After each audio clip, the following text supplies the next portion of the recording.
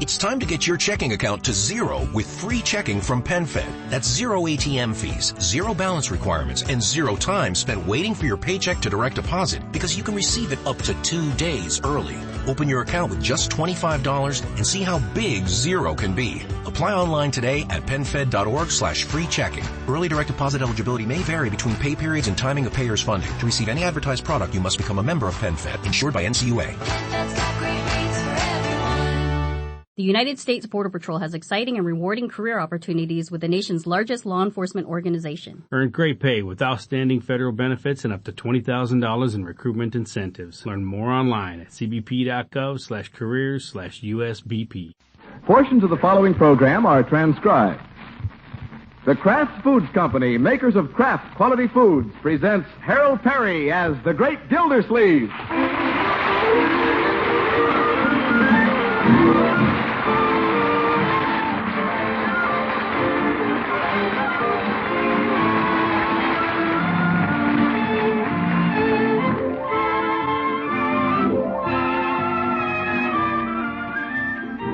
The Great Gildersleeve is brought to you by the Kraft Foods Company, makers of the famous cheese food Velveeta. Everybody goes for Velveeta's rich yet mild cheddar cheese flavor in snacks, in sandwiches, and in hot dishes. And Velveeta, you know, helps supply important food values from milk. It's as digestible as milk itself. That's why smart homemakers keep Velveeta on hand regularly to spread or slice and to melt for grand economical hot dishes. Tomorrow, get Velveeta, the cheese food of Kraft quality.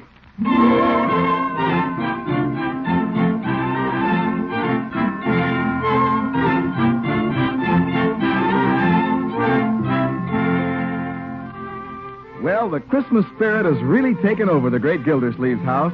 Tinsel and bells, gifts being tucked away in every nook and corner. What excitement. The water commissioner can scarcely sleep at night. Lumpy mattress. I shouldn't have hidden Leroy's bicycle under my bed.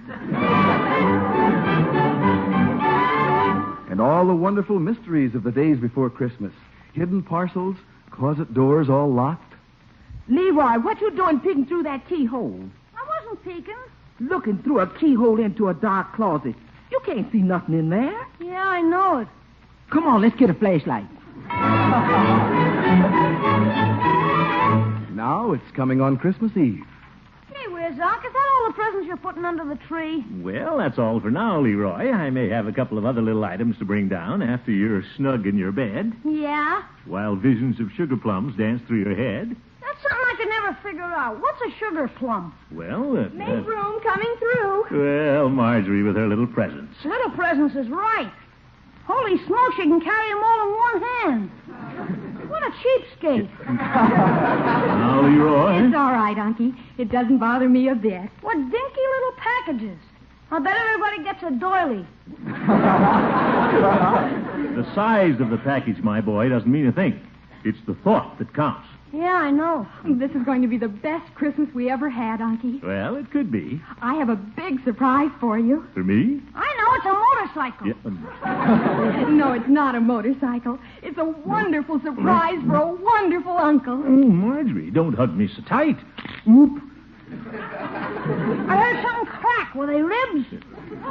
No, Leroy, 3 cigars. Oh, well, I'll give them to Judge Hooker. I'll tell him they're a new brand of cigar with hinges in the middle. For smoking in phone booths. Oh, I can hardly wait, Uncle. Now, Marjorie, I hope you didn't buy me something expensive. You'll never guess what it is. Hmm? Oh, that must be Bronco. Yeah, that's Bronco, all right. He always rings the bell like a bear was chasing him. Hello, Bronco. Come in. Hiya, Marge, honey. Well, come in, Bronco. Merry Christmas, Mr. Gildersleeve. Leroy. Merry Christmas to you, Bronco. Yeah, Merry Christmas, honey. Leroy. Little brothers. You can leave your coat on, Bronco. We're all going over to the high school auditorium tonight. Oh? They're having the Kraft Choral Club from Chicago. Well, that's very nice, Mr. Gildersleeve. Yeah, a lot of fine voices. Beautiful music. What are they going to sing, Unc? That opera stuff? No, Leroy. Christmas carols. Bronco, I told Unky I have a surprise for him tonight. Yeah, quite a surprise. Oh? Is Bronco in on this, too? How about a little tip, Bronco? Oh, I couldn't do that, Mr. Gildersleeve. I don't know what it is, but Bertie does. Bertie? Well, you children clean up the front room. I think I'll drift out to the kitchen and have a little talk with Bertie. You won't get anything out of Bertie, Uncle.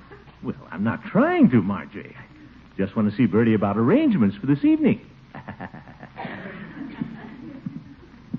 course, it wouldn't hurt to pick up a small clue. I love Christmas. Bertie! Yes, Miss Gildersleeve? Just thought I'd come out and see if you're all set for tonight. Yes, sir. Bertie's all set. Fine. Marjorie has a little surprise for me this evening. Yes, sir. Of course, I know what it is. Yes, sir. I'm sure you know what it is, too, Bertie. Yes, sir.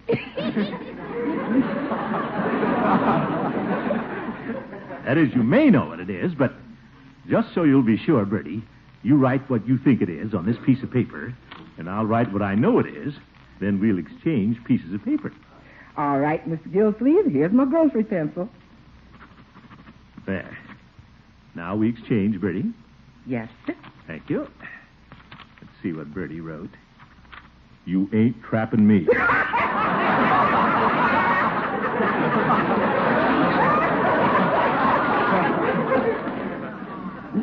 Let's face it, Bertie. Marjorie's gone out and bought me a very nice present of some kind, and I'm a little worried about it. Oh?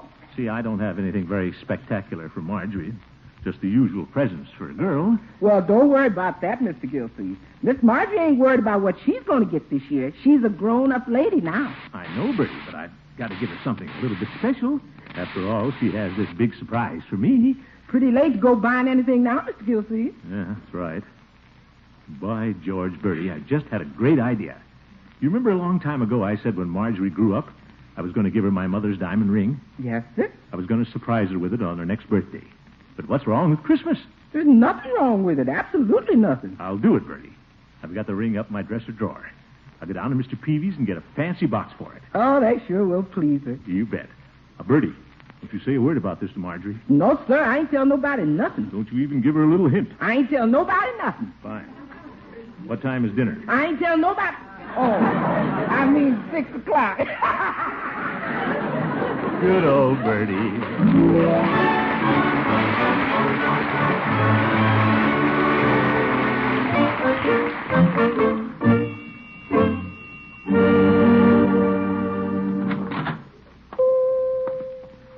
Well, hello, Peavy. Hello, Mr. Gildersleeve. What can I do for you this Christmas Eve? Peavy, I need a box. Something very fancy. Well, what would you like to have in it? Well, nothing, Peavy. I just want a little empty box. It's for a Christmas present. Empty box, eh? You playing a little practical joke on somebody, are you? No, Peavy, it's for a ring. I want a box for a ring. Oh, well, why didn't you say so? Do you have one? I don't think so. Peavy, you must have something around here.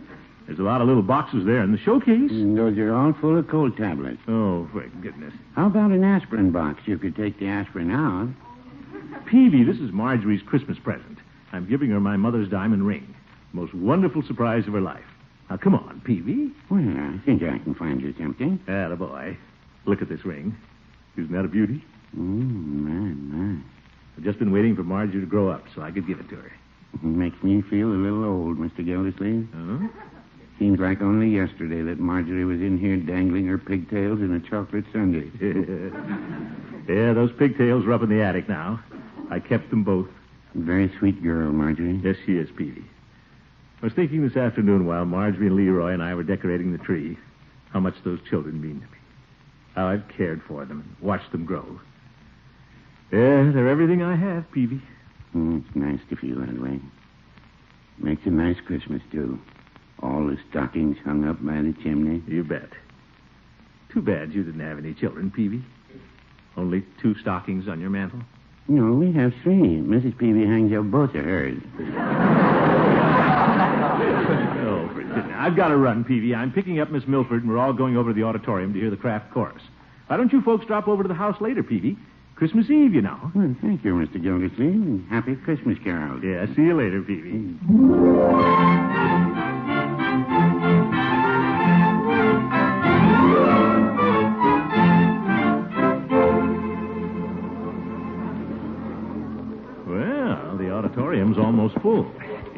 Let's sit down here, Catherine. Thank you, Throckmorton. Oh, you look lovely this evening. Thank you. I feel like a debutante with this corsage you sent me. Well, what the heck? It's Christmas. I gave the florist $3.75 and told him to shoot the works. Oop, who's that? Look up here on the roof. Leroy! Oh, no. Where is he? Way up there in the balcony, eating peanuts. Leroy, watch those shells. Oh, look, there's Bronco and Marjorie. Yeah, you can't miss Bronco. What a moose. Aren't they cute together? Yeah. You care to put your coat over the back of the seat? Get it off your shoulders? Thank you. Nice evening gown.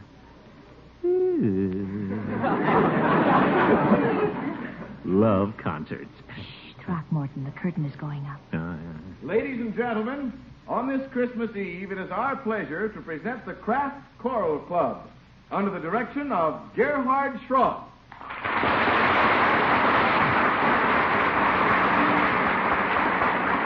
Well, fine-looking group, all in tuxedos.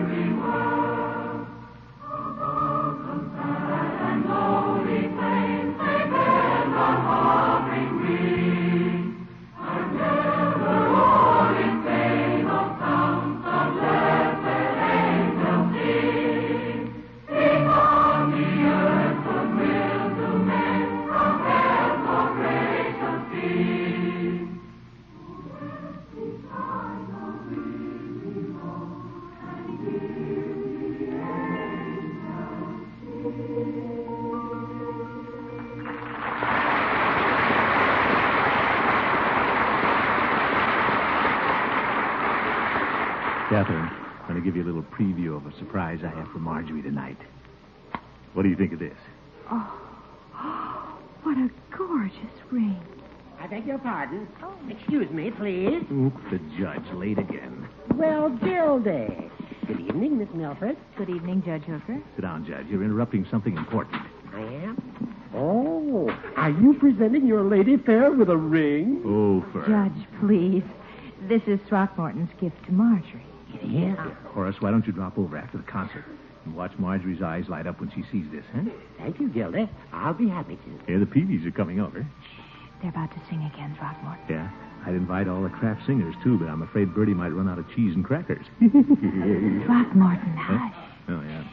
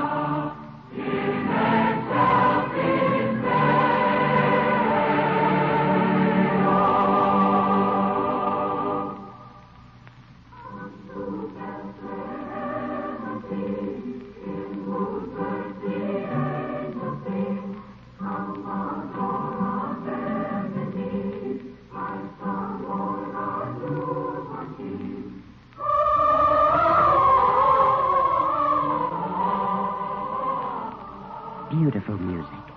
I think this is the best part of Christmas Eve. Very nice, Judge. Wait till we get over to our house and Marjorie starts opening her presents. Oh, brother, I can hardly wait.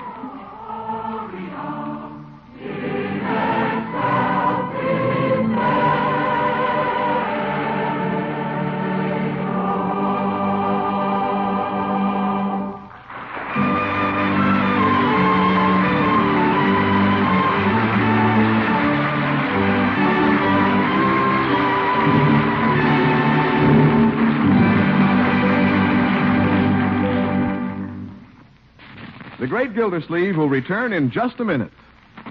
Santa Claus season is pretty expensive, isn't it? Well, if the holiday ahead might put your food budget in the red, here's how to economize now so you'll be prepared for the splurge meals.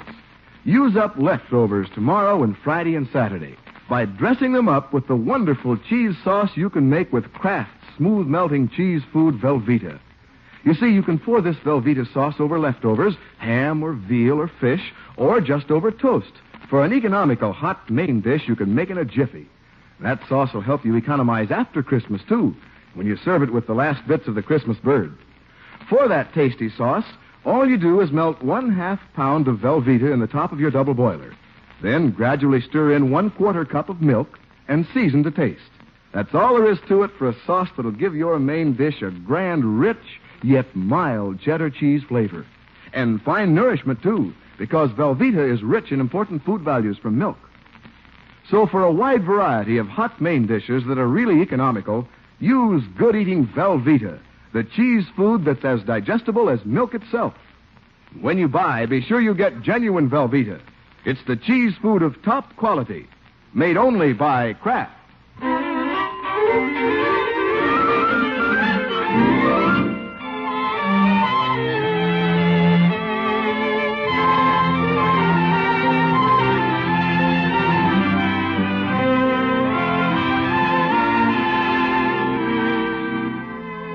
Well, the folks have just come home from the Christmas Eve concert, and it's getting close to the big moment the great Gildersleeve has been waiting for.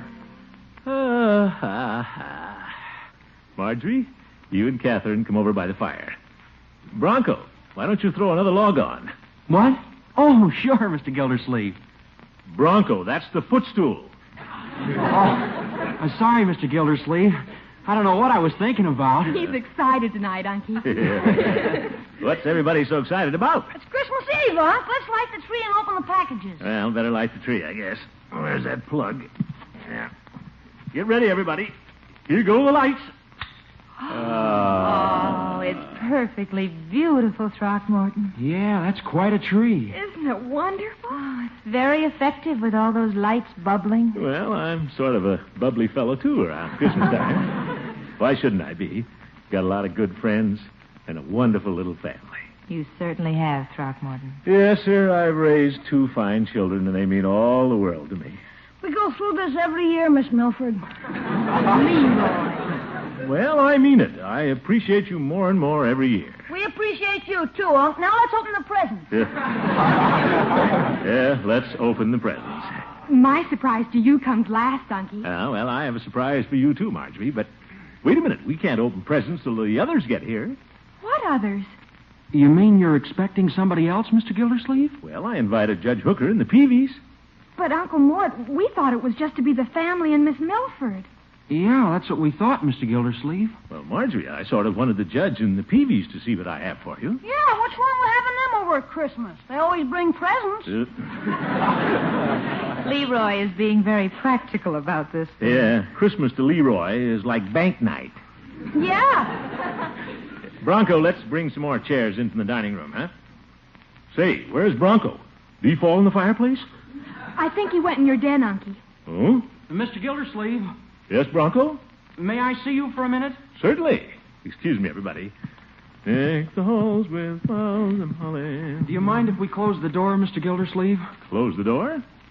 Is it that secret? Well, it's about the surprise Marjorie was telling you about. Well, don't tell me now, Bronco. I want to wait for it. I think I should tell you, Mr. Gildersleeve, before the others come. Huh? What difference does that make? Well, we planned this for just you and the family. Marjorie and I were going to stand up by the tree hand in hand and give you your surprise. Cute, cute. I was going to make the speech. You? A speech? Yes, sir. I was going to tell you that Marjorie and I want to be married. Married? Well, sure, maybe sometime, Bronco. Not sometime, Mr. Gildersleeve. This is definite. I'm asking you if I may marry Marjorie. Marry Marjorie? Little Marjorie? So, this is her surprise, eh? I love her, Mr. Gildersleeve. Yes. And Marjorie loves me. That's pretty important. Yeah, I guess it is. We've been thinking about it for a long time. I guess it's sort of sudden to you, but... Well, what do you think, Mr. Gildersleeve? We aren't going to do anything hasty, sir. We weren't even planning it until spring. Late spring. June, maybe? That's long enough to wait. Don't you think so, Mr. Gildersleeve? I've never thought about it at all. Well, you'll probably get used to the idea of not having Marge around by then. Wouldn't you? I've been saving my money. In fact, Marge and I aren't giving each other much for Christmas. We're looking ahead. I want to be able to take good care of Marjorie, Mr. Gildersleeve. Of course, we wouldn't do anything without your permission. So, what do you think, Mr. Gildersleeve? Bronco, I think the other guests have arrived by now. You tell them I'll be out in a minute. Of course, Mr. Gildersleeve. I'll tell them.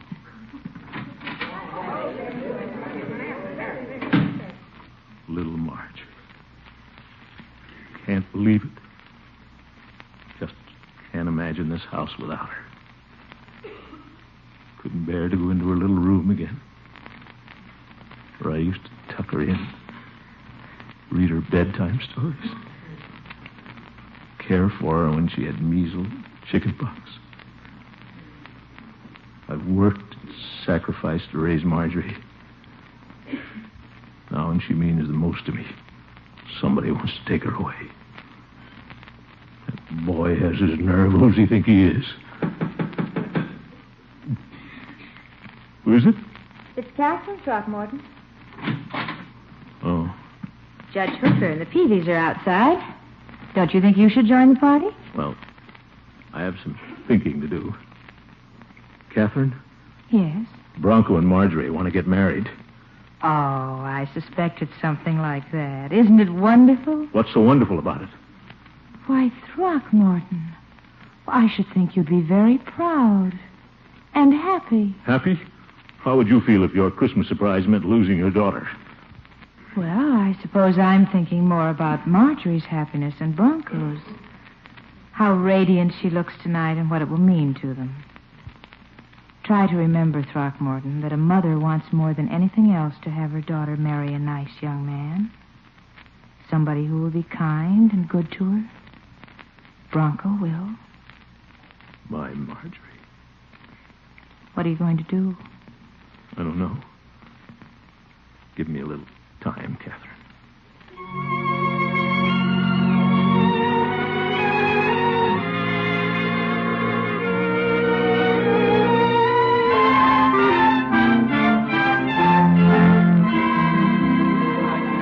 Anybody want more cocoa and popcorn balls? Oh, no, thank you, Bertie. Gosh, where's Unc? It's time to open the presents. Now, Leroy, let's not be impatient. Unc has a present under the tree for you, Judge. He has?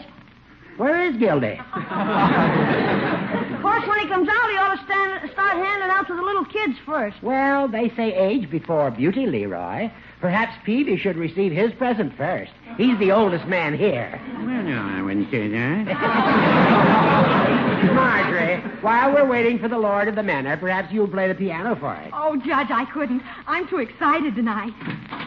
Well, here comes Mr. Gildersleeve. I'm sorry if I kept everybody waiting.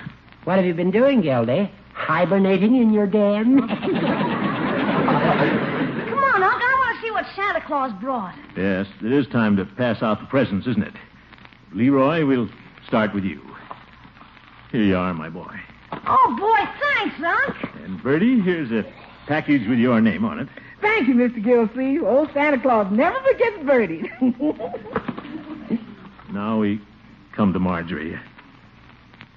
I said I had a special surprise for her tonight. Oh, that's nice. A number of years ago, my mother gave me her engagement ring.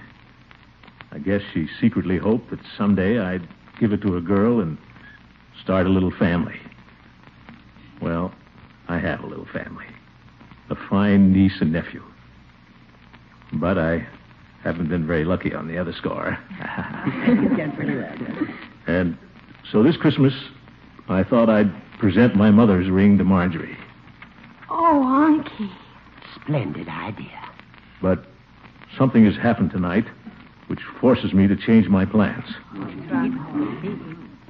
Instead of giving the ring to Marjorie, I want to give it to Bronco to give to Marjorie. Me, Mr. Gildersleeve? You want me to give it to her? Here, Bronco. Read the card. To Marjorie, for always, from Bronco. Bronco is joining our little family. Oh, Unky, thank you. Thank you. Thank you, Mr. Gildersleeve, very much. We hadn't planned to have an engagement ring. I hope you'll be very happy, both of you. Let me shake your hand, my boy. I'm so happy for you, Marjorie. Gosh, Unc, is Marjorie leaving us? Well, let's not talk about that now, huh, my boy? Bertie, isn't it time for your little Christmas song? Yes, sir, if Miss Marjorie feels like playing the piano. I never felt more like it in my life. Fine. This is a little lullaby Bertie always sang to the children since Marjorie was this high.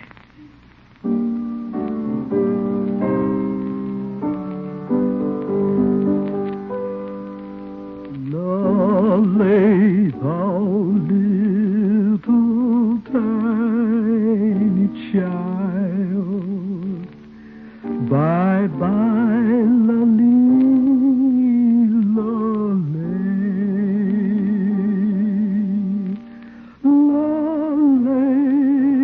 thou little tiny child, bye-bye, lolly, lolly. Yes, sir. This is the best Christmas ever.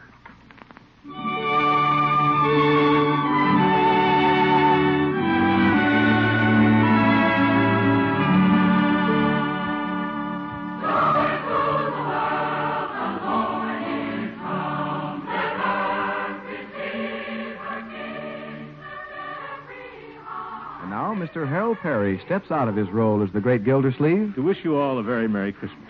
You know, we don't often get a chance to tell you listeners how much your enthusiasm and support mean to the group of people who bring you this program every week. But we mean very sincerely that if hearing the program gives you one half the pleasure that bringing it to you gives to us, we're more than satisfied. We're glad that we have this opportunity to come into your homes and wish you all the joys and blessings of the holiday season. So it's a Merry Christmas to all of you from all of us. Walter Tetley, Leroy, Mary Lee Robb, Marjorie, Lillian Randolph, Bertie, Earl Ross, Judge Hooker, Kathy Lewis, Katie Milford, Dick Crinner, Bronco, and Dick LeGrand. Mr. Peavy. Yeah. And a Merry Christmas, too, from all the people behind the scenes. From Jack Meakin and the orchestra, writers Paul West, John Elliott, and Andy White. From Ray Ferguson and Monty Frazier, our engineer and sound effects artist. And from our producer-director, Fran Van Hartesveld. And, of course, these holiday greetings come to you, too, from our sponsors, the Kraft Foods Company, their representative on this program, announcer Jay Stewart, the Kraft Choral Club, and the entire family of Kraft employees. Merry Christmas, everybody, and good night.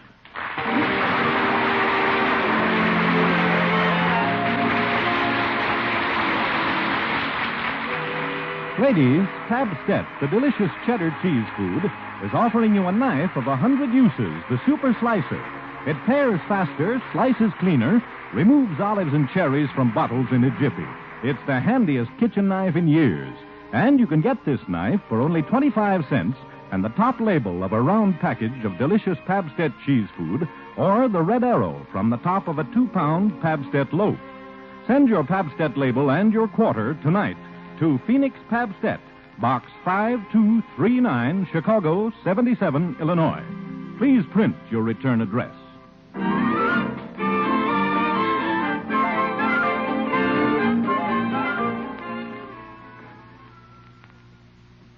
Portions of tonight's broadcast were transcribed. Break the Bank, radio's biggest money-paying show, is next on NBC.